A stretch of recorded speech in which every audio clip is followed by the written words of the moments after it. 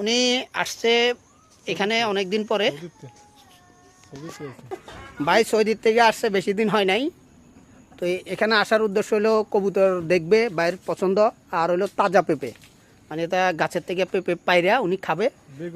আর এই যে বেগুন আছে, আর এই যে পেঁপে গাছ, এই দেখতেছেন পেঁপে গাছ।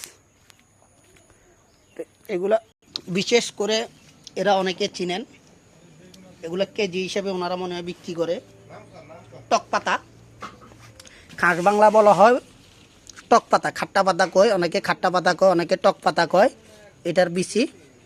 আর হলো যে এই জিনিসগুলো খুবই ভালো, যারা আচার বানায়, বেশিরভাগ আচারের জন্য আমি জানি যে বেস্ট।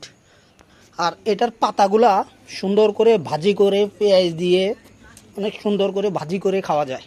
আমি জানি যতটুকু, অনেকে খায় অনেকে খায় না।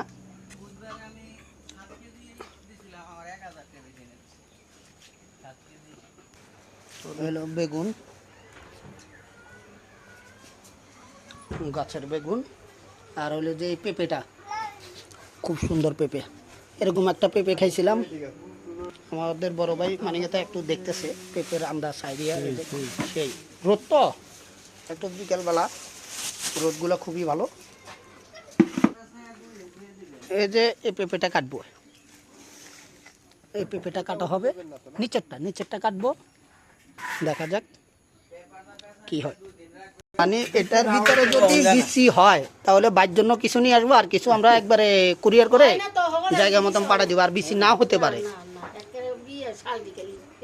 আমরা এই পেঁপেটা ডাকবো না, এলাকা এই পেঁপেটা আস্তে রাখবেন, সুন্দর দেখা যাবে। কালার দেখছেন পেঁপেটার,